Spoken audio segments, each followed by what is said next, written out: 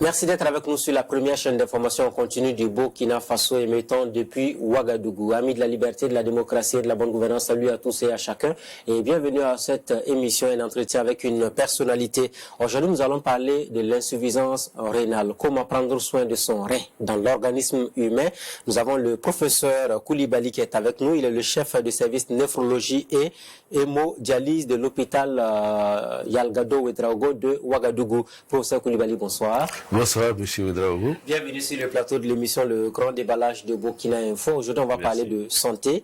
Alors, comment va le professeur Koulibaly? Pour ceux qui nous regardent, ceux qui vous ont perdu de vue depuis des années. Il va bien. Il va bien? Oui. Vraiment en très bonne santé, hein? Oui, en très bonne santé. D'accord. Aujourd'hui. D'accord, voilà une très bonne nouvelle. Alors, professeur, bienvenue sur le plateau de l'émission Le Grand Déballage. C'est la première fois que nous vous recevons. Quand on vous dit... professeur Koulibaly, est-ce que ça a été facile votre parcours d'étudiant en médecine jusqu'à être professeur aujourd'hui? Alors, dire que c'est facile, je dirais non. Hein, donc, parce qu'il faut passer toute une filière, voilà, donc pour aboutir donc à ce grade-là. Donc, vous voyez, pour l'école primaire, le secondaire, et puis ensuite les études médicales, et qui ne sont pas faciles du tout. Et après les études médicales générales, donc on fait la spécialisation. Donc pour ce qui concerne la médecine, il faut être spécialiste d'abord avant de pouvoir enseigner à l'université. Et une fois qu'on est spécialiste, et ça dure au moins 3 à 4 ans, 5 ans maintenant pour certaines spécialités, pour la néphrologie c'est 4 ans actuellement. Alors donc on dépose un dossier donc pour se faire recruter comme assistant. Et une fois qu'on est recruté comme assistant à l'université, donc il y a encore tout un parcours, il faut passer maître assistant, ensuite maître de conférence agrégé et pour finir, donc pas pour finir, donc pour être après professeur titulaire. C'est un parcours assez long. Hein. Qu'est-ce qui vous a motivé pour embrasser des études en médecine? Parce qu'on regarde au début, quand on a le bac, c'est 7 années, 8 années, c'est trop long. Vous avez accepté de faire ce sacrifice-là, pourquoi? Alors j'étais très attiré par tous les métiers qui ont trait à la santé. Voilà, depuis très longtemps. Et puis bon, j'ai eu l'avantage à l'époque aller à l'école à 5 ans et c'était pas très courant. Donc on était parmi les plus jeunes, c'est comme ça on nous considérait. C'était à quel âge déjà? À 18 ans. 18 ans. Voilà, donc à l'époque c'était très jeune. Bon, actuellement ce n'est plus exceptionnel. Voilà, donc c'était plus facile donc d'embrasser une carrière, faire des études médicales. Et parce que bon, on sortait encore assez jeune, donc pour pouvoir commencer à travailler. Et bon, en plus, je ne me voyais pas faire autre chose. Voilà, c'était la médecine. Mais comme au moment de dépôt des dossiers, il fallait choisir plusieurs branches. Bon, c'était bien sûr d'abord la médecine, et puis ensuite 2 autres branches. Il fallait avoir la moyenne non, pour aller en médecine. Oui, bon, à l'époque, c'était pas donné à tout le monde. Ils ont voulu, mais ils n'ont pas pu. Oui. Non, à l'époque, c'était beaucoup plus simple que maintenant. Voilà, c'était plus simple, il suffisait d'avoir juste la moyenne. Et donc, bon, bien sûr, il faut être assez bien classé pour pouvoir avoir la filière qu'on a choisie, donc en premier. Voilà, donc c'était vraiment plus simple avant que maintenant.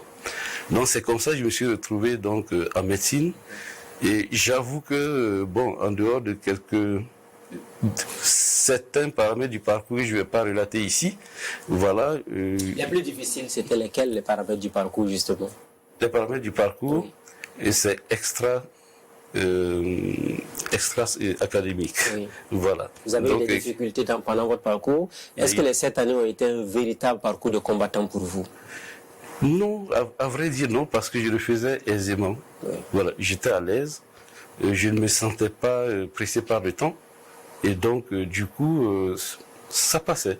Mais certains jeunes en médecine nous disent, au début c'est tellement difficile. Pour oui. 2e, 3e, 4e année, on a envie d'abandonner même à un moment donné. Les 3 premières années sont très difficiles. Oui. La première année, on a les matières fondamentales, l'anatomie, la physiologie, il faut apprendre beaucoup de choses par cœur. bien sûr, il faut les comprendre. Voilà, et il faut tout faire pour passer en année supérieure, ainsi de suite. Et à partir de la 4e année, donc, on avait le système modulaire. Bon, maintenant, c'est le système LMD, donc, qui est en cours. Donc, à partir de la 4e année, on n'avait plus, c'est plus possible, donc, d'exclure quelqu'un. Voilà, sauf si l'étudiant lui-même abandonne. Sinon, on peut être exclu avant la 4e année. Et donc, à partir de la 4e année, on sent qu'on est médecin. Avec l'étude de la pathologie et tout, ça devient plus intéressant, plus concret, et on commence à sentir qu'on sera médecin un jour. Il y en a qui ont même demandé qu'on donne la licence, le master et le doctorat en médecine. Est-ce que vous pensez qu'avec des réformes, il faut y arriver? Alors, on sera bien obligé d'y arriver un jour parce qu'il faut, mais pour le moment, on est en train de voir comment créer les passerelles pour que, à partir de la licence ou du master, qu'on puisse aller donc faire autre chose. Oui, parce que c'est un gâchis, non? C'est pas un gâchis pour quelqu'un qui a fait 3 années en médecine, qui n'a pas de diplôme, qui a abandonné, alors qu'il a quand même les b.a.-ba. Ben, celui qui fait 3 ans de médecine et qui va continuer en nutrition, par exemple, pourquoi pas? Voilà. Ou qui a un master qui va continuer peut-être en santé publique, ou pourquoi pas? Voilà. Donc, je pense que c'est à envisager quand même. Voilà, pour que certains puissent. Le parcours est quand même très long. Voilà. Et si on arrive à mettre ces passerelles en place, excusez-moi, on pourra permettre à certains donc de pouvoir embrasser autre chose. Donc, pendant leur parcours, quoi. Il y en a qui disent que les enseignants en médecine sont trop durs, rigoureux et tout, donc ça décourage un peu le parcours de l'étudiant. Est-ce que c'est le constat que vous faites? En médecine, on est obligé d'être rigoureux. On est obligé d'être rigoureux? Oui, bien sûr. Ok. Parce qu'on a affaire quand même à des êtres humains. Voilà, il faut. Je dis pas que la rigueur ne tient pas ailleurs. Voilà, mais quand on pense que c'est des personnes qu'on va former pour qu'ils prennent en charge après donc des personnes, des humains, alors on n'a pas droit donc à l'à peu près. Voilà, donc la rigueur doit être vraiment de règle. Après 7 années ou 8 années d'études, pour certains, on a le doctorat. Oui. Les premiers salaires ont découragé beaucoup. Est-ce que c'était le cas à votre niveau aussi? Je m'y attendais. Ah oui. Parce que j'étais informé. Voilà. Mais avant que je commence les études médicales, on avait également appris que les médecins étaient très bien payés avant. Et donc, à un moment donné, tout a été rogné. Et donc, je savais à quoi m'en tenir. À votre époque, est-ce qu'on avait même 200 000 francs CFA? Non. Oui. Moi, j'ai commencé à 137 000. Après combien d'années d'études? 7 ans. 7 ans. Enfin, 7 ans plus, bien sûr, le temps qu'on passe parfois en 7e année. Parce qu'à l'époque également, il nous était difficile de soutenir à la fin 7e année. Voilà. Donc, ils étaient très rares à soutenir en 8e année. Donc, les jeunes qui se plaignent aujourd'hui sont mieux que vous, alors, en termes de perspective d'études? De perspective d'études. Oui, puisque vous dites en 7e année, on ne pouvait pas soutenir. Ah oui, actuellement, il nous arrive quand même de voir, il y a pas mal d'étudiants qui arrivent à soutenir assez vite quand même. Voilà, donc c'est mieux qu'avant. Oui, voilà. Et après la soutenance, il a fallu se spécialiser. Pourquoi vous avez opté pour la néphrologie directement? Alors pour la néphrologie, et ça, vraiment un hommage à mon maître professeur Lengani, et qui n'est plus, paix à son âme. Voilà, c'est lui qui m'a intéressé à la néphrologie. Alors pourquoi? Parce que à l'époque, on faisait la néphrologie en 4e année. L'enseignement de la néphrologie, c'est en 4e année. Je vous assure que c'est une matière, à l'époque on parlait de matière, c'était assez rébarbatif. Voilà, et bon, tout se ressemble, tous les signes, on a à peu près les mêmes signes pour toutes les maladies. Donc, c'était pas forcément très digeste. Voilà. Mais, curieusement, bon, ça m'a quand même intéressé. Et je crois que c'était plutôt la personne même du professeur Lengani à l'époque, qui est un homme très droit, voilà, très rigoureux.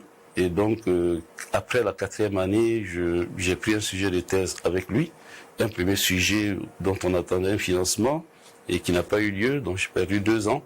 Et ensuite, un autre sujet avec lui. Oui, avec lui. Et donc, il a pris encore 2 ans. Donc, j'ai fait en fait 4 ans en 7e année. Voilà, avec lui. Et donc, j'ai eu un compagnonnage vraiment très fructueux avec lui, qui m'a appris beaucoup de choses. Je crois que ça a été déterminant pour que je fasse la néphrologie. Néphrologie, pour la spécialisation, c'est 4 années. Alors, nous, à Abidjan, à l'époque, c'était 3 ans. 3 ans. Donc, pour nous, c'est 3 ans. Donc, c'est à Abidjan que vous avez fait votre spécialisation. Oui, j'ai fait la spécialisation à Abidjan. Et de retour au Burkina Faso, est-ce que l'État vous a employé directement? Comment ça s'est passé pour intégrer la fonction publique? Oui, j'étais déjà fonctionnaire, puisque après ma soutenance de médecine, le doctorat d'État médecine générale, donc j'ai été affecté au centre médical de Kamti, donc c'est en 99. Kamti. Oui, Kamti. Donc c'est de là-bas que donc il y a un concours, puisque au niveau de la fonction publique, on avance par le biais des concours. Donc j'ai été admis pour aller faire la spécialisation. À l'époque, c'était uniquement à Abidjan que c'était possible. Le Sénégal venait d'ouvrir donc le CS de néphrologie et les études duraient 3 ans. 3 années après, vous êtes rentré au pays. Voilà, je suis rentré au pays. Et vous avez été affecté où? Et à l'hôpital Yalgado. Depuis lors, vous n'avez plus quitté Yalgado. Non. Les professeurs comme vous, la plainte qu'on entend, vous donnez pas assez d'heures de cours donc dans les universités et autres, la formation continue des jeunes, il y en a qui sont égoïstes de leur savoir. Est-ce que tous ces préjugés qui entourent les enseignants, chercheurs ou les professeurs aujourd'hui, ça vous désole? Alors, bon, ce qu'il faut savoir, c'est que ce qu'on leur reproche, on le retrouve partout. Voilà. Donc, c'est une question de société. Voilà. Donc, bien sûr, quand on a des situations comme ça désole. Mais ce n'est pas uniquement le fait, le propre des enseignants d'université. On trouve ça partout. Et les professeurs titulaires qui sont absentéistes de leur poste dans les hôpitaux, entre autres? Qu'est-ce que vous entendez par absentéiste? On dit souvent ils sont tout le temps pas là, c'est les autres qui doivent faire le boulot. Pour avoir le premier responsable, c'est tout un parcours de combattant, entre autres. Alors ça, je sais pas, je suis pas sûr que Est-ce qu'en néphrologie, tout le monde peut vous voir, vous, sans problème? Vous ne donnez pas des rendez-vous dans le privé à des malades ou à des familles de malades? Oui, j'estime que je suis accessible. Ouais. Ça, c'est mon sentiment. Oui. Voilà. Et je connais d'autres professeurs qui sont très accessibles, ils sont tout le temps à l'hôpital. Mais il y a une chose qu'il faut savoir, donc c'est les hospitalo universitaires. Alors, donc, hospitalo et universitaires. Donc, il y a une part du travail qui se fait hors de l'hôpital. Voilà. Et il y a une part du temps qu'on consacre pour l'encadrement des étudiants. Et ils sont presque tous des chefs de service. Alors, quand on est chef de service, on participe à des réunions, on est convoqué à des réunions, que ce soit au niveau de l'hôpital, au niveau du ministère. Alors, il y a des conférences à donner, ainsi de suite. Alors, quand on prend tout ça cumulé, alors ce n'est pas évident que un professeur soit plus présent, donc à l'hôpital, ce ne serait même pas normal, soit plus présent à l'hôpital qu'un assistant. Voilà. Donc je crois qu'il faut que les gens comprennent ça de cette manière. Mais je ne dis pas que certains exagèrent. Ça c'est vrai, mais c'est partout et je vous l'ai dit. Et est-ce que les jeunes souvent que vous formez ont toutes les compétences pour les cas graves de prise en charge quand vous n'êtes pas à côté? Normalement oui. C'est un minimum qu'on leur apprend. On leur apprend à raisonner. Voilà. Donc face à telle situation, voilà le comportement qu'on devrait avoir. Voilà. Donc quand ils ont de raisonnement, et ça leur permet donc de prendre en charge même des situations qu'ils n'ont jamais rencontrées. Normalement, une bonne formation doit aboutir à ça. Est-ce que certains ont tort de ne pas vouloir leur faire confiance? Ils ont tort. Nous avons tous appris. Oui. Oui. On n'est pas venus avec, nous ne sommes pas venus avec des connaissances médicales. Nous avons tous appris. Les injections médicales, bon, c'est vrai que bon, de plus en plus, il y a des mannequins sur lesquels on va s'exercer. Mais il faudrait bien qu'un jour on fasse la première injection, donc c'est un humain. Oui. Voilà, et ce sera la première. Donc, bon. Donc il faut bien qu'on leur fasse confiance. Je veux maintenant qu'on ouvre le gros chapitre consacré au rein, parce que vous êtes le chef de service, on l'a dit, néphrologie et hémodialyse de l'hôpital Yalgado Ouedraogo. Le rein, par excellence, est-ce que c'est un organe indispensable pour l'organisme? Évidemment. Voilà. Ça, c'est la première question banale que je vous pose. Oui, évidemment, puisque il fait partie des organes nobles. Voilà, sans rein, on ne peut pas vivre. Sans le foie, par exemple, on ne peut pas vivre. Voilà, donc il est indispensable à l'organisme. Comment est-ce que vous pensez que l'insuffisance rénale est une question de santé publique aujourd'hui, comme toutes les autres maladies dont on parle à n'en pas finir régulièrement? Ah oui, c'est un problème majeur de santé publique. Pas seulement dans nos pays en développement, mais dans tous les pays du monde entier. Commencez par les pays développés. Voilà, parce que la prévalence de cette maladie, alors il faut comprendre, quand on dit insuffisance rénale, il y a deux types d'insuffisance rénale. Il y a l'insuffisance rénale aiguë. Et l'insuffisance rénale aiguë a un fort potentiel de réversibilité. Donc on peut en guérir. Par contre, l'insuffisance rénale chronique, elle est irréversible. Donc, les mêmes causes peuvent donner l'insuffisance rénale aiguë ou chronique, ou des causes peu différer, on pourra peut-être en parler. Voilà. Donc, que ce soit l'insuffisance rénale aiguë, l'insuffisance rénale chronique, et ça constitue dans le grand groupe, donc l'insuffisance rénale, un problème majeur de santé publique. Mais je crois qu'on va mettre plus l'accent sur l'insuffisance rénale chronique, et qui est une complication de ce qu'on appelle les maladies rénales chroniques. Donc, et ça, la prévalence actuellement, il y a environ 800 millions de personnes qui sont atteintes de par le monde, donc de la maladie rénale chronique. 800 millions de personnes dans le monde. Oui, et pour le cas du Burkina Faso, est-ce que vous avez quelques chiffres? On n'a jamais pu faire d'enquête en population, et il y avait l'enquête l'enquête STEP 3, voilà, qui devait, je pensais pouvoir profiter de cette occasion pour insérer quelques éléments concernant le rein, la maladie rénale. Mais bon, ça revenait très cher, donc ça n'a pas été pris en compte. Ça allait nous permettre au moins d'avoir une idée. Mais maintenant, si on va sur la base donc des extrapolations, on considère que dans le monde entier, il y a environ, c'était de 8 à 15%.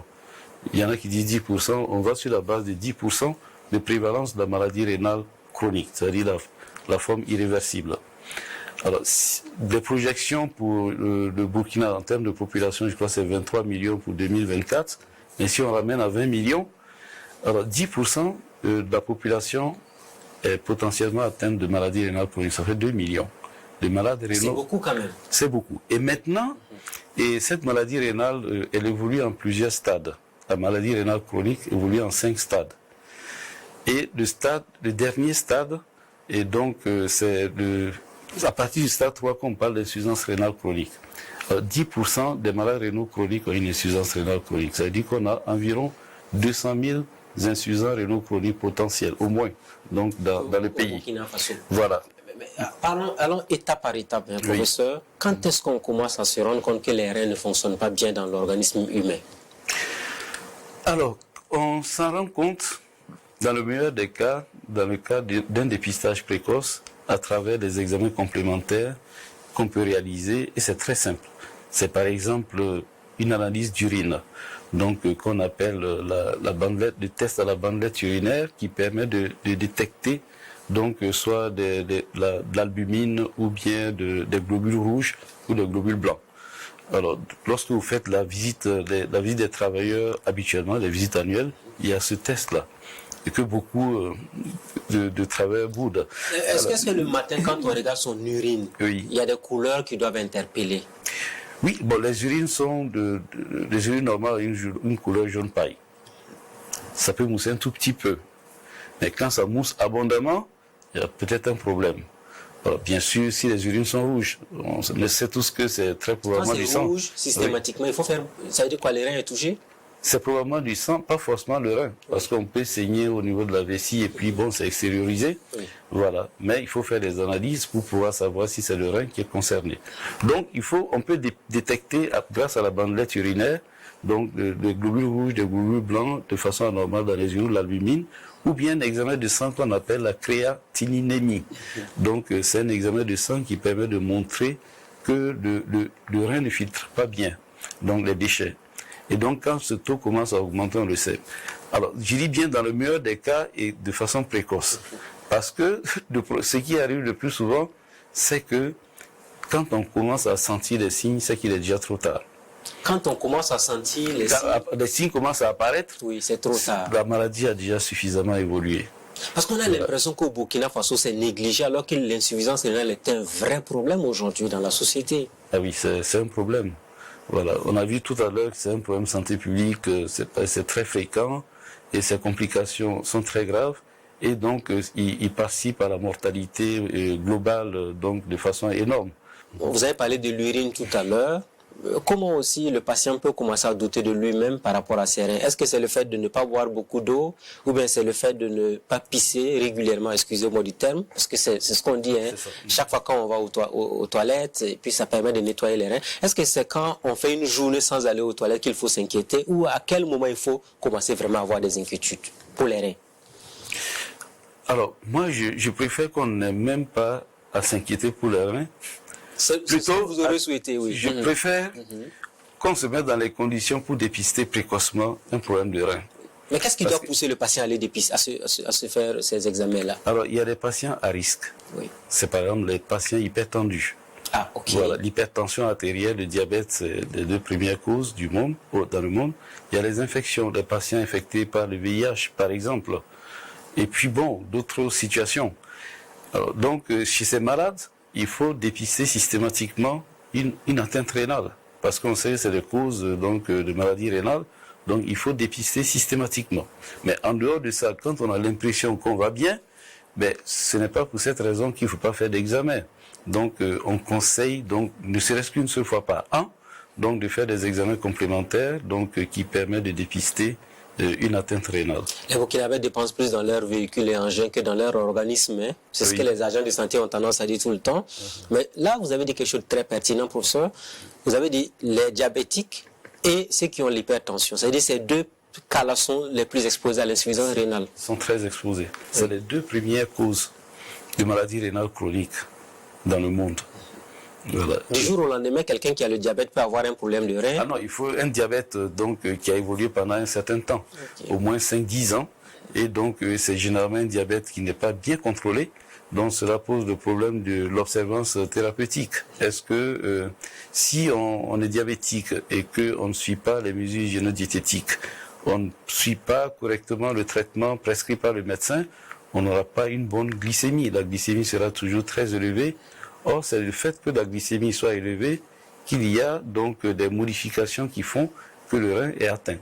Alors donc, je profite d'appeler les diabétiques, les patients diabétiques à bien observer dans les prescriptions de leur médecin. Voilà. Et l'hypertension à ce moment? C'est pareil. Parce qu'on a des gens, on dit la personne avec l'hypertension, un matin c'est un AVC, et après l'AVC on dit les reins sont touchés. On se dit mais attends, comment se fait-il que rapidement il y ait autant de maladies qui apparaissent soudainement dans l'organisme de l'individu?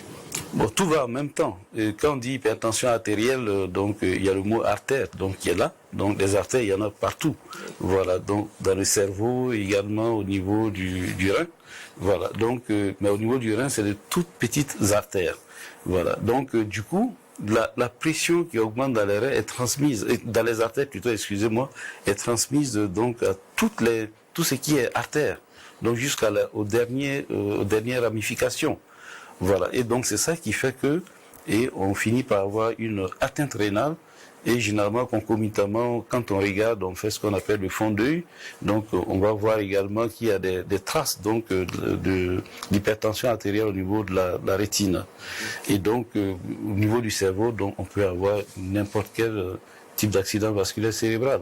Donc ce n'est pas surprenant d'apprendre quelqu'un qui a une hypertension du jour au lendemain à apprendre que la personne a une insuffisance rénale. Oui, bon, c'est souvent des insuffisances rénales qui n'ont pas été dépistées à temps. Et c'est à l'occasion donc de l'accident vasculaire cérébral et on réalise un certain nombre d'examens, on constate que le patient donc a une insuffisance rénale. Et au niveau du gonflement des pieds, ça aussi on entend parler souvent, on dit souvent, il y a des gens qui ont des pieds qui gonflent, et ça dit que les reins sont malades. Oui, ça peut être les reins, mais le gonflement des pieds peut avoir plusieurs origines. Hein. Ça peut être le rein, et puisqu'on parle donc de maladie rénale, et ça peut être le foie. Donc quand il y a une insuffisance au niveau de fonctionnement, au niveau du foie, également, ça peut être le cœur. Donc, quand vous avez une insuffisance cardiaque qui est arrivée vraiment au dernier stade, donc vous n'arrivez pas à éliminer l'eau. Et donc, voilà quelques situations, mais puis il y a d'autres situations, des problèmes de veines, et puis bon, il y a d'autres des médicaments qui peuvent être responsables. Voilà. Donc, on peut, quand les pieds sont gonflés, donc le rein peut être suspecté. Voilà. Il faut réaliser des examens complémentaires, donc pour s'assurer, pour voir donc de quoi il s'agit. L'insuffisance rénale, est-ce que quand on est atteint de cette maladie, c'est irréversible? Est-ce que ça veut dire clairement qu'on est un condamné à mort? Alors, condamné à mort, non. Et il faut, je rappelle les deux types d'insuffisance rénale dont je vous avais parlé. Donc il y a l'insuffisance rénale aiguë. Généralement, on sait quand est-ce que ça commence, et puisque la symptomatologie est généralement bruyante, donc c'est par exemple un patient qui a eu donc une infection digestive, avec beaucoup de diarrhée, beaucoup de vomissements, et donc il va avoir une... Oui, et donc... parce que le rein ne sera pas suffisamment perfusé. Parce qu'on est déshydraté. Diarrhée, vomissement, oui. Et on finit par avoir un problème au niveau des reins.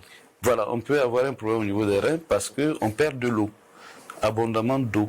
Et donc du coup, on ne peut pas, le rein n'est pas bien perfusé en sang. Et donc il souffre. Alors quand il souffre, pendant très longtemps qu'on n'a pas rétabli donc le volume donc dans l'organisme, ben, il souffrira encore plus, et là il y a des lésions qui apparaissent au niveau du rein. Voilà, donc ça c'est une insuffisance rénale qu'on dit aiguë. C'est un exemple, il y a d'autres causes que on peut évoquer. Et rapidement, ça peut être soigné à ce moment. Oui, ça, mais bien sûr. Okay. Ça n'est pas la lésion elle-même qu'on va réparer, non. Et la lésion elle-même va se réparer toute seule. Mais on accompagne le patient donc en traitant la cause, parce que si la cause perdure, ben, le problème rénal va s'accentuer. Voilà. Maintenant, il y a d'autres situations où, et donc, il y a également une atteinte, on dirait aiguë, donc au niveau du rein, ça donne des dommages au niveau de certains éléments, au niveau du rein qu'on appelle le glomérule. Et là, parfois, on est obligé donc d'utiliser certains médicaments pour aller réparer donc la lésion occasionnée à ce niveau. Et donc, dans tous les cas, il y a un fort potentiel de réversibilité. Donc, on peut en guérir complètement. Mais on peut en guérir aussi de façon incomplète. Et même si on en guérit de façon complète, et donc des études montrent maintenant que c'est des patients qui ont un risque à long terme donc d'avoir une maladie rénale chronique.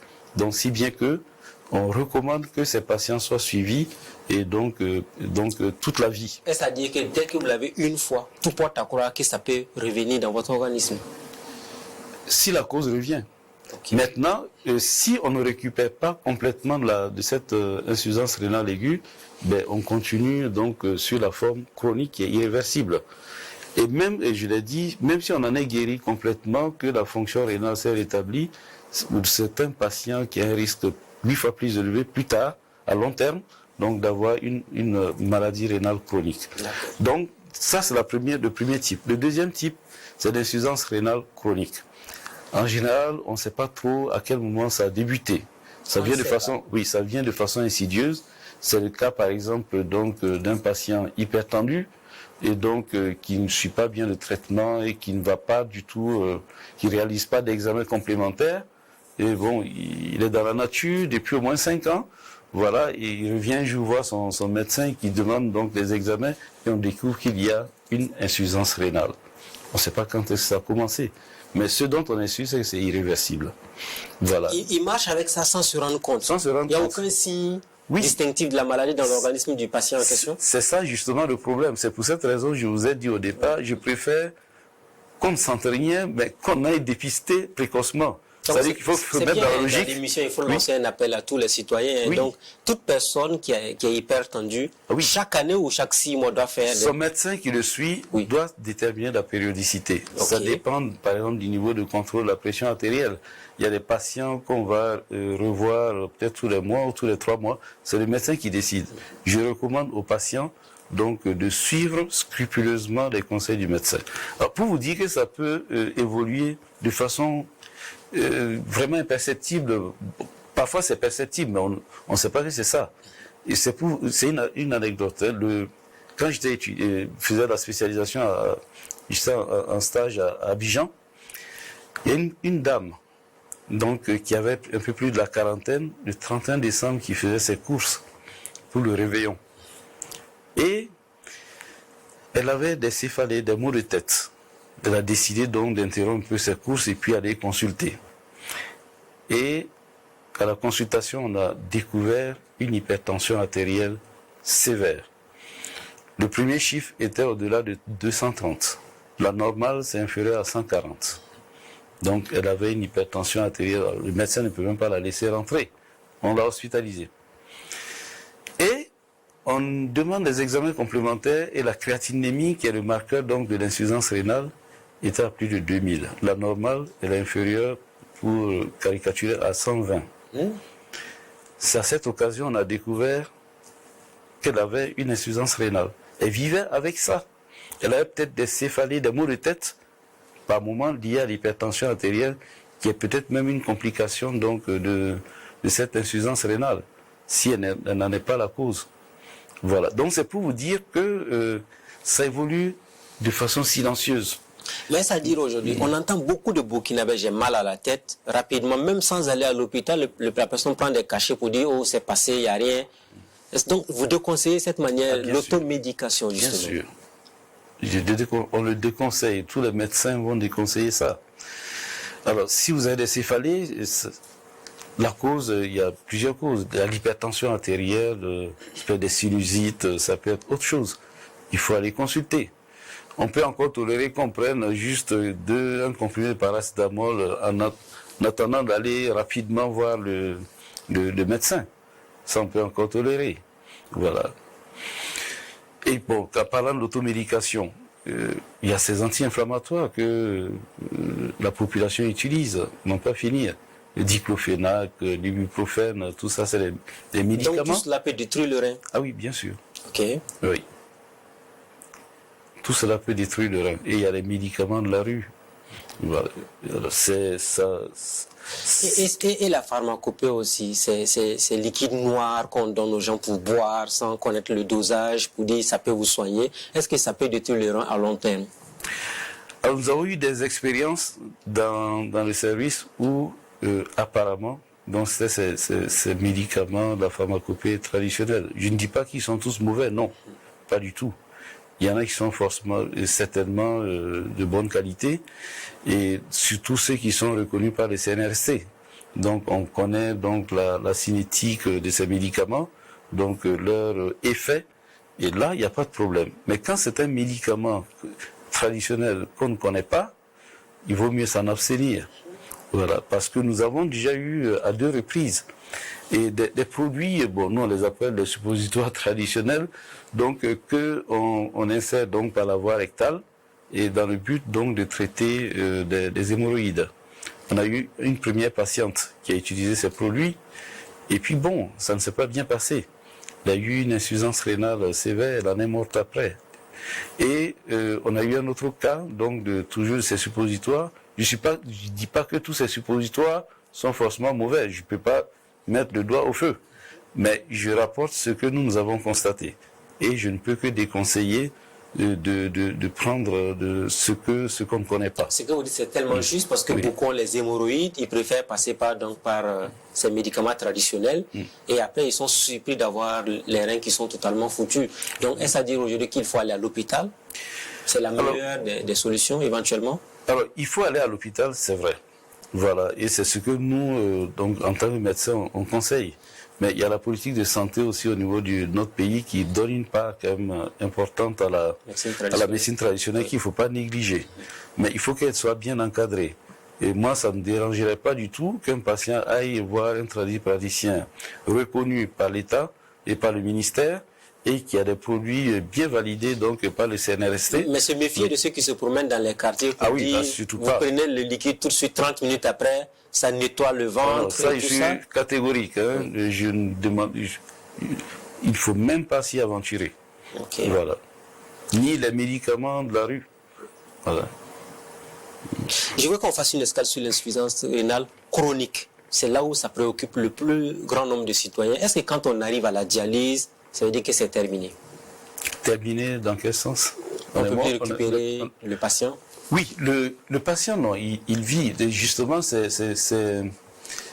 la dialyse est justement cette technique qui a permis de prolonger donc, la survie des patients insuffisants rénaux. À quel moment on recommande la dialyse à un citoyen ou à un malade?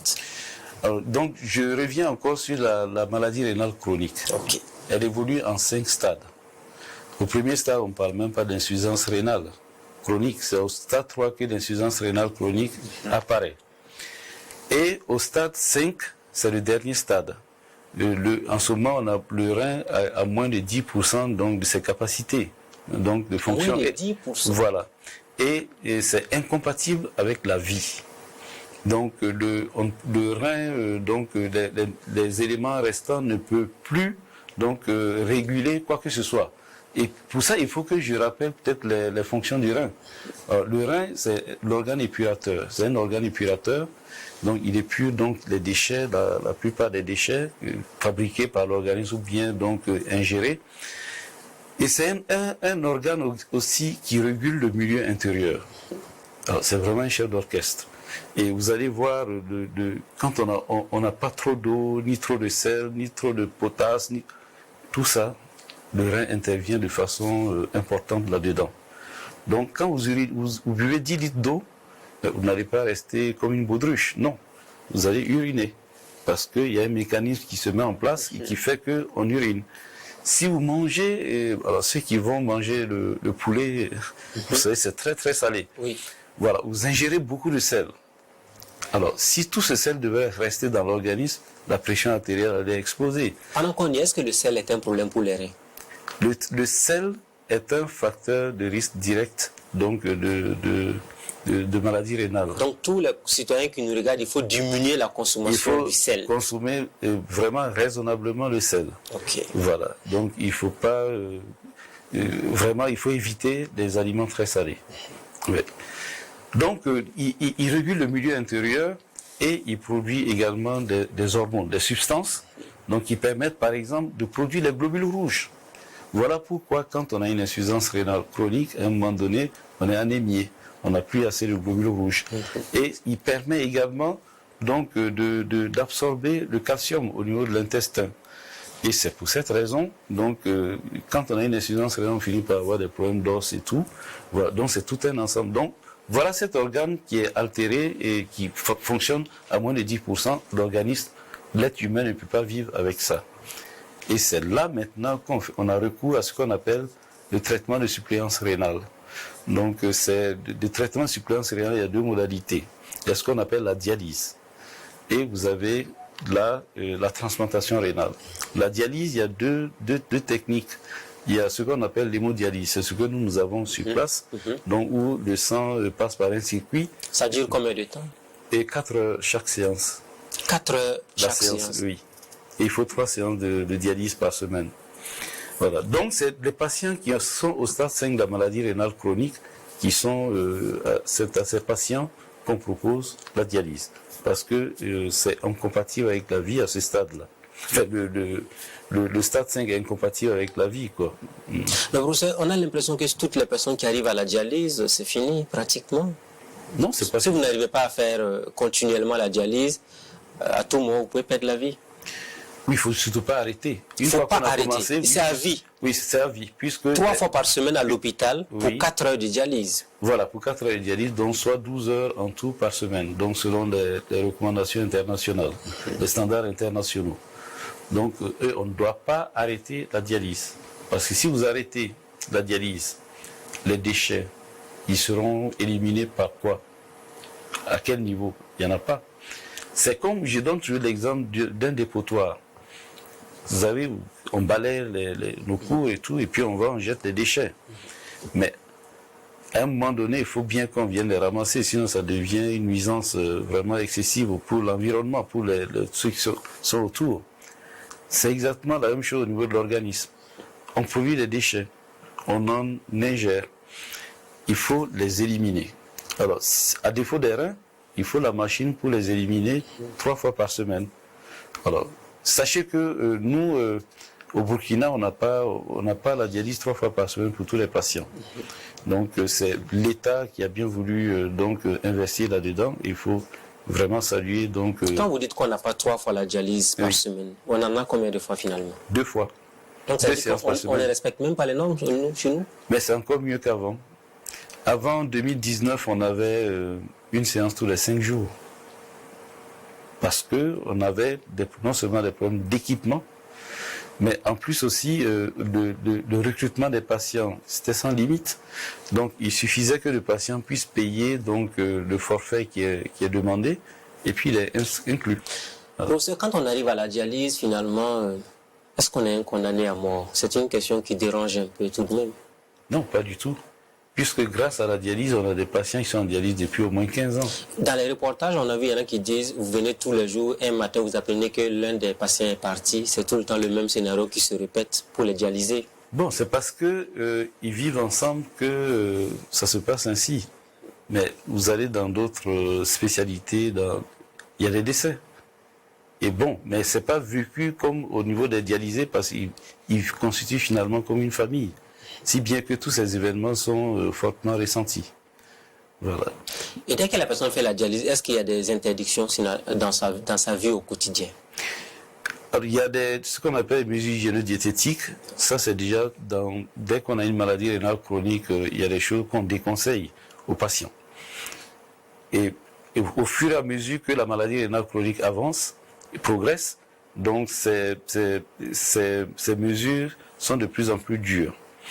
C'est par exemple, on demande aux patients de ne pas boire excessivement d'eau parce qu'ils n'urinent même plus. Alors quand on n'urine pas et qu'on boit beaucoup d'eau, comment on va éliminer cette eau? Alors qu'avant, on dit à la personne de boire beaucoup d'eau pour uriner. Dès que vous êtes insuffisant rénal, c'est fini, vous ne devez plus boire beaucoup d'eau. Non, dès que vous atteignez un stade où vous n'arrivez plus à uriner suffisamment. Parce qu'à un moment donné, on a ce qu'on appelle la rétention hydrosodée, donc de l'eau et du sel. Donc les pieds commencent à gonfler, on n'urine pas suffisamment. Alors si par-dessus tout, vous ingérez une grosse quantité d'eau, ben, vous risquez d'avoir des problèmes au niveau des poumons. Donc l'eau, on peut se retrouver avec de l'eau dans les poumons. C'est une urgence, ce qu'on appelle l'œdème aigu pulmonaire. Et ça, c'est très très désagréable. Il faut de l'oxygène. Quelle est la quantité d'eau que vous recommandez pour quelqu'un qui fait la dialyse régulièrement? Alors celui qui n'urine pas du tout, parce qu'on tient compte de ça, quand le patient urine, on tient compte du volume urinaire qu'il émet par jour, on ajoute 500 millilitres. Donc s'il urine 500 millilitres par jour, on peut l'autoriser à boire 1 litre par jour. Alors s'il n'urine pas du tout, on dit ne dépassez pas un demi-litre, donc 500 millilitres par jour. Et ça c'est tout liquide confondu.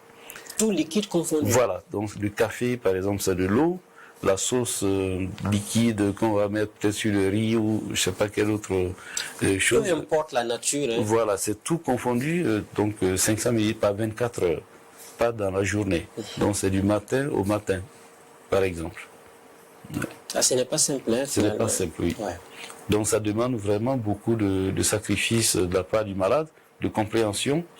Et donc, ce n'est pas surprenant que on ait une prévalence élevée de symptômes anxio-dépressifs chez ces patients. La dépression, l'anxiété, sa prévalence est très élevée dans tous les pays du monde chez le sujet dialysé. Parce qu'ils vivent vraiment une situation où il y a beaucoup de restrictions. Voilà. Il y a beaucoup de restrictions et il faut venir 2 à 3 fois par semaine.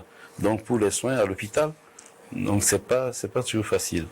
Bon, de même aussi, en parenthèse, il y a aussi une prévalence un peu plus élevée, donc élevée des troubles anxio-dépressifs chez le personnel en dialyse aussi.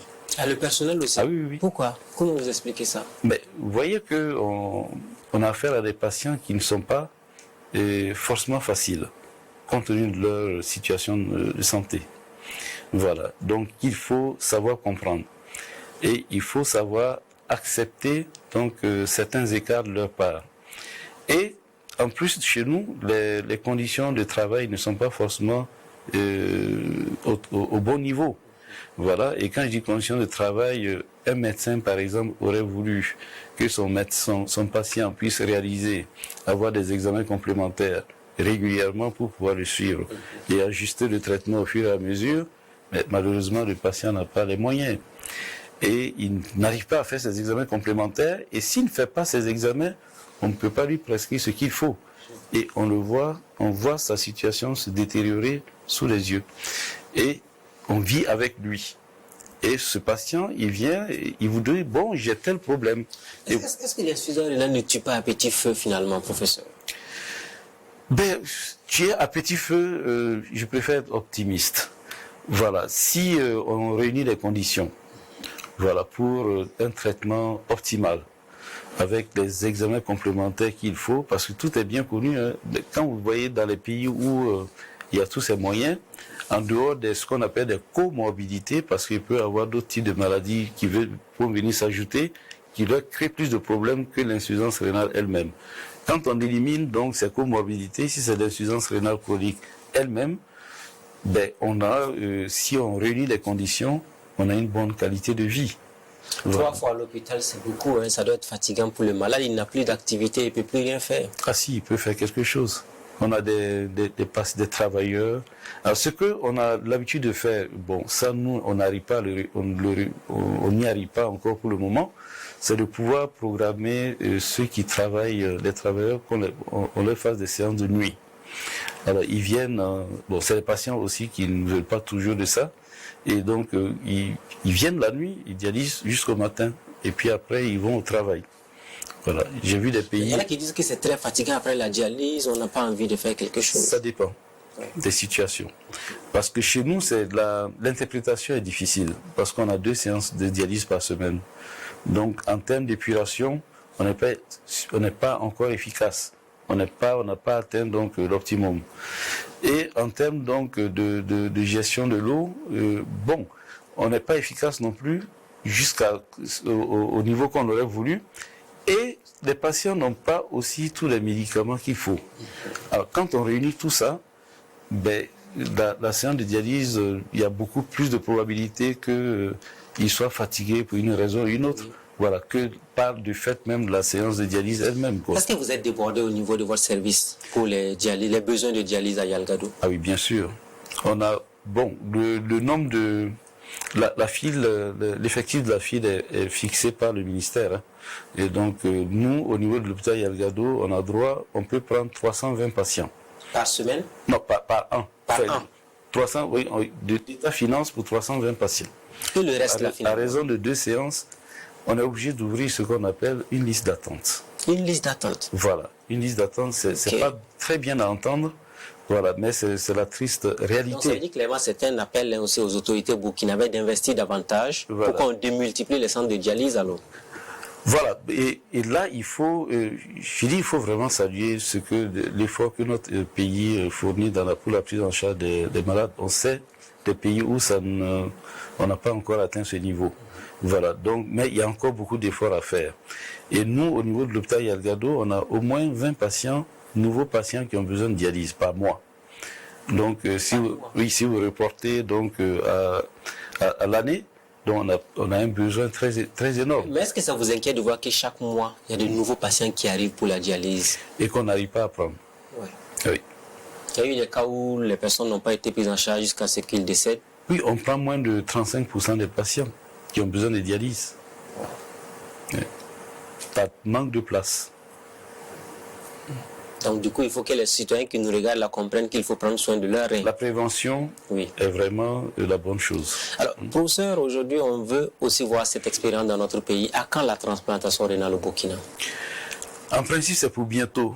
Donc, lors d'un conseil des ministres, il y avait une communication là-dessus. Et donc, vraiment, les équipes sont en train de s'activer pour que la transplantation puisse voir le jour dans notre pays. Et c'est vraiment en bonne voie. Maintenant, à quelle date, je ne peux pas vous le dire, et même si je le savais... Est-ce que vous avez les équipes pour faire le boulot? Bien sûr. Vous allez intervenir avec vos assistants et autres. Vous avez vraiment toute l'équipe qu'il faut faire pour le travail? Alors, quand on dit équipe, en fait, on a les ressources humaines qu'il faut. Okay. Il faut des néphrologues. Puis c'est eux qui préparent le malade. Ensuite, il faut des chirurgiens qui vont faire donc l'acte opératoire. Et il y a des réanimateurs, on a tout ce monde. Et maintenant, il y a les autres spécialités, parce que en fait, et là on a eu l'occasion la transplantation rénale sera vraiment une occasion pour relever tout le plateau technique au niveau de notre pays. Parce que ce n'est pas de l'à peu près. Voilà, que ce soit sur le plan immunologique, sur le plan des autres aspects de la biologie, il faut qu'on puisse réaliser un certain nombre d'examens complémentaires, donc ça implique toutes les spécialités. Mais les spécialités les plus impliquées, c'est celles que je vous ai citées. Les néphrologues, les urologues, les chirurgiens, les réanimateurs et l'immunologiste. Voilà. Mais tous les autres sont impliqués. D'accord. Et donc, on a des ressources humaines. Maintenant, il faut le matériel technique. Il faut du matériel. Alors, le matériel, il faut un bon bloc opératoire. Okay. Voilà, donc avec tout ce qu'il faut, bon, les chirurgiens ont eu l'occasion de faire donc leur expression de besoin là-dessus. Il faut surtout relever le niveau donc des examens complémentaires, donc des laboratoires, donc pour qu'ils puissent réaliser donc un certain nombre d'examens complémentaires indispensables pour pouvoir mener cette activité régulièrement dans notre pays. Et il faut aussi un donneur, non? Comment ça se passe? Ah oui, bien sûr, il faut un donneur. Est-ce qu'on va commencer à vendre le rein au Burkina comme on le voit dans certains pays? C'est interdit. C'est interdit, mais de façon clandestine, les gens vendent leur rein aujourd'hui dans le monde. Oui, on apprend ça et c'est triste. Voilà. Mais j'espère que nous n'arriverons pas là. Est-ce que quand on a un proche qui est malade du rein et qu'on peut faire la transplantation, on peut donner son rein gratuitement et vivre avec un seul rein? Oui. La preuve, alors, il y a des sujets, c'est à l'occasion d'une échographie abdominale qu'on a demandé pour autre chose qu'un problème de rein, qu'on découvre qu'ils n'ont qu'un seul rein. Alors, donc, on vit très bien avec un seul rein. Donc, que ceux qui sont sollicités pour donner le rein ne s'inquiètent pas.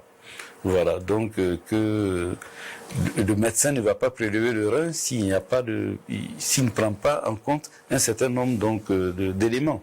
On ne va pas aller prélever le rein chez un malade rénal déjà. Non. Il y a quand même un minimum d'examens complémentaires donc pour savoir si telle personne est éligible ou pas. On disait même si on fait une transplantation rénale, on continue de prendre des médicaments à vie. Justement, et c'est ce que nous essayons chaque fois de faire comprendre aux patients, parce que dans l'imaginaire des patients, j'ai un rein, un nouveau rein, c'est fini. Non, c'est pas fini, parce que le nouveau rein, c'est un corps étranger et que le malade reçoit. Alors, quand on reçoit un corps étranger, l'organisme, il est allergique, enfin, il rejette systématiquement tout ce qui est étranger. Alors, donc, du coup, il faut un traitement qu'on dit immunosuppresseur, donc qui abaisse les défenses donc de l'organisme pour qu'il apprenne à tolérer donc cet organe qu'on vient d'implanter à son niveau. Donc, c'est ce traitement-là qui est coûteux. Et pour donner une idée, c'est pas moins de 200 000 francs par mois. Et donc, il faut faire pour les comprimer après la transplantation. Pour les comprimer, oui. Tout le temps, il faut prendre des médicaments. Oui, 200 000, au minimum 200 000 par mois. Au minimum 200 000. Et au début, c'est beaucoup plus élevé que ça, puisqu'avec le temps, on finit par diminuer la dose de médicaments et donc le coût diminue. Si bien que la transplantation rénale, à long terme, donc au moyen long terme, revient moins cher que l'hémodialyse. Professeur, nous sommes pratiquement à la fin de cette émission. C'est allé très vite avec vous. Je veux vous entendre. Est-ce que vous avez des conseils pratiques aux citoyens qui nous regardent sur comment prendre soin de ces reins pour éviter éventuellement non seulement l'insuffisance rénale aiguë, voire même chronique? Alors, c'est très vaste. Oui. Vous savez, les causes de l'insuffisance rénale chronique, tout peut entraîner une insuffisance rénale chronique. Donc, qu'est-ce que je peux donner comme conseil? C'est d'avoir une bonne hygiène de vie. Voilà, donc il ne faut pas être sédentaire. Donc, pour ceux qui le peuvent, il faut avoir une activité physique régulière. Et les études même ont montré que ceux qui ont une maladie rénale chronique et une activité physique régulière, ça permet de ralentir la progression de cette maladie rénale chronique. Il faut s'alimenter sainement. Pas trop de protéines, pas trop de sucre, pas trop de graisse, de lipides. Correctement, pas d'excès, pas trop de sucre. Il faut bien boire. Pour ceux chez qui ce n'est pas interdit. Parce qu'il y a des patients, ceux qui ont par exemple une maladie, des insuffisances cardiaques, une insuffisance cardiaque, chez certains on dit de ne pas boire beaucoup. Voilà, donc tant que ce n'est pas interdit, buvez. Au moins 2 litres, 3 litres d'eau par jour. Au-delà de 3 litres, on n'est pas très sûr que ça apporte quelque chose un avantage particulier. Mais il faut boire au moins 2 à 3 litres d'eau par jour.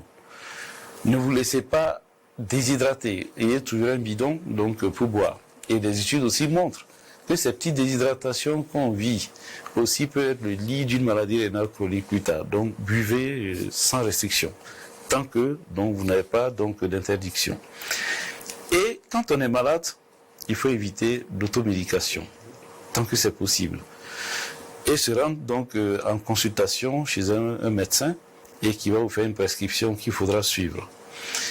Maintenant, quand on est malade, et il est courant d'entendre dire qu'un bon médecin ne prescrit pas plus de 2-3 médicaments sur la même ordonnance, tout ça, c'est pas vrai.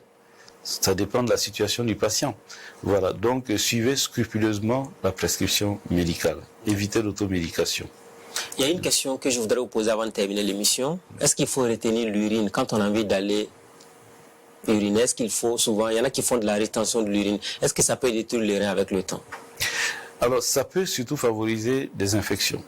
Okay. Voilà, donc uriner, et quand vous avez envie, si vous avez la possibilité d'uriner, voilà, il y a les locaux s'y prêtent, parce que généralement c'est parce qu'on n'a pas les infrastructures donc qu'il faut, et qui fait que certains se retiennent, surtout les femmes. Voilà. Mais tant que vous pouvez vous vider la vessie, n'hésitez pas à le faire le plus régulièrement possible. Et un mot sur les calculs rénaux, parce qu'on n'en a pas parlé du tout. Un mot là-dessus. Oui. Alors, les calculs rénaux et donc peuvent survenir dans beaucoup de situations. Et il y a des situations où c'est une maladie génétique qui est à l'origine. Il y a des situations où c'est peut-être une infection donc qui a favorisé cela.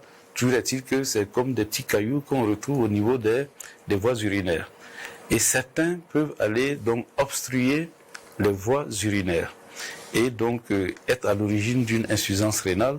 Et il faut forcément donc aller les extraire, donc soit de quelque manière que ce soit, il y a plusieurs techniques, donc pour pouvoir établir la continuité et donc améliorer la fonction rénale. Insuffisance rénale et puis le poids, gros, mince, ça n'a rien à voir. L'obésité est un facteur de risque de maladie rénale chronique. Donc il faut éviter le poids. Voilà, on va s'arrêter là pour aujourd'hui. Merci, professeur Koulibaly. C'est moi qui vous remercie. Ainsi prend fin l'émission de ce jour. C'était une émission pédagogique avec le professeur Koulibaly. Il est le chef du service néphrologie et hémodialyse du CHU Hôpital Yalgado Ouedraogo. Merci à tous et à chacun. On espère que cette émission vous aura été utile, notamment pour la prise en charge de vos reins. Prenez soin de vous pour éviter une insuffisance rénale aiguë ou chronique, parce qu'après, ça devient encore plus compliqué avec la dialyse. Très bonne suite de programme à tous et à chacun. Amis de la liberté, de la démocratie et de la bonne gouvernance, rendez-vous la semaine prochaine avec un nouvel invité. Bonsoir chez vous.